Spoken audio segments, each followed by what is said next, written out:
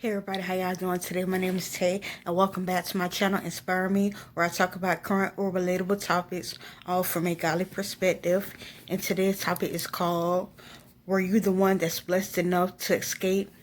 And now, before I get started on this, I wanted to let y'all know that, 2 days, on Sunday, it's going to be my birthday, y'all. If the Lord's will, I'll be 35. I don't know if I'm going to do a vlog this time. Who knows? But anyways, I'm just grateful, if the Lord's will, to be 35. Love to see 35. So, yeah, I just want to put that out there, y'all. So, yeah, the reason why I wanted to do this topic is because, over the past weeks, I've been not feeling, too good in my spirit. And it was to the point where I was like, God, why I got to keep going through? And I just felt like just tormented in my spirit. And every time when I feel like that, it's like God reminds me of Job. And I say, okay, I know he went through a lot of stuff and he didn't do no evil or anything, but look what happened to him. So I like to read that story in order to see if he can go through stuff and still worship God. Then, I could do it as well. So yeah, I read Job a lot of times, but yeah, I read it again. But every time when you read, it could be the exact same scripture. It's like you get something different. I'm gonna start at the 14th verse through 19th. I might turn the camera over. Verse 14. And a messenger came to Job and said, the oxen were plowing and the donkeys feeding beside them, when the Sabians raided them and took them away. Indeed, they have killed the servants with the edge of the sword, and I alone have escaped to tell you. While he was still speaking, another came and said, the fire of God fell from heaven and burned up the sheep and the servants and consumed them, and I alone have escaped to tell you. While he was still speaking, another also came and said, the Chaldeans formed 3 bands, raided the camels, and took them away, yes, and killed the servants with the edge of the sword, and I alone have escaped to tell you.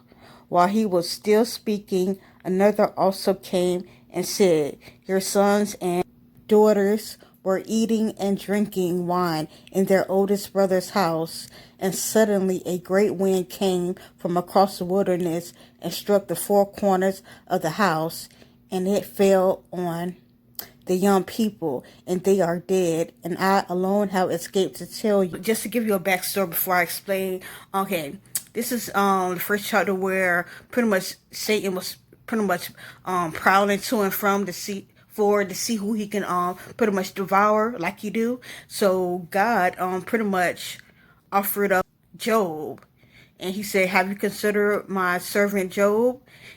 God said you can pretty much do anything that you want to him, but don't take his life. So this is the first where he pretty much attacks, everything that he owns. And then it tells you the first thing he attacked was his, I think his cattle, because Job was like the richest man in the East, so he had pretty much everything. He had everything. So yeah, it attacked his cattle before the servant could even finish his sentence.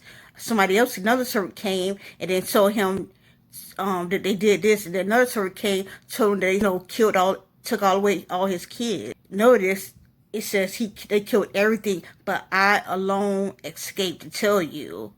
Just one person alone escaped. Now, when I read that, it's like God put it in my spirit. A few weeks ago, probably like a week or 2 ago, I thought about the movie Enough. I don't know why, but I just thought about it. Enough, with was it Jennifer? No, with Jennifer Lopez. If you've seen that movie, you know that it was pretty much based on like domestic violence. And at the end, when she pretty much overtook her ex-husband that was abusive to her, she ended up taking him out. When really, and I think the police said, some people they call it lucky, but if you're born again, it's really blessed. So they was pretty much saying like you're blessed to be alive. And what they was trying to say is, there's not many instances where the abused person overtakes the abuser. Usually the abuser overtakes the person that they're abusing. And what I'm telling, I'm not saying that in this story that it was a person that was being abused or anything. However, just like Jennifer escaped that danger, pretty much the servants escaped that danger. Well, I'm gonna say servants for one servant escaped the danger, and I'm saying to y'all too. Okay, say for instance, if something happened to someone else that could have happened, that could have happened to you, something judgmental, and it could have happened to you, but God spared you, spared your life, and pretty much gave you another chance. Now, are you going to take that chance he gave you and still continue to pretty much waddle in your mess? Or are you going to take that chance to get your life right? I'm going to say with me, with the brain aneurysm. Okay, you know that I was pregnant, and then I went on maternity leave, and then 10 days later, I had the brain aneurysm. 10 days later, yeah, after I had my baby, I had the brain aneurysm. And I was pregnant before I had her. It could have been like a few months. It was a coworker. I didn't really know the person, but I kind of like used to see them every time I used to work. So, I think somebody explained to me that the person passed away. If I'm not mistaken, it could have been a brain aneurysm. I know it was some aneurysm. I didn't know what an aneurysm was at the time or anything like that. I think I heard of it because I think somebody else I knew passed away a while from that. But I really didn't know what an aneurysm was. But I heard they was in the store and they was walking and they just fell and passed away. So months after that, it happened to me. And, God spared my life. And I think even the same year when I came home from the hospital, I don't know if it was on the news. I think it was on the news. I don't read no newspaper, y'all. So I think it was on the news. A toddler, if I'm not mistaken, it could have been a 2-year-old. I heard they had a brain aneurysm. It could have been a brain. I think it was a brain aneurysm, and they passed away. And I was so sad. I'm like, God. Not saying that I wanted to, pass away too, but it's like, God, you chose me when I know I think I know 3 people really at that time that passed away from an aneurysm, but you spared my life, God.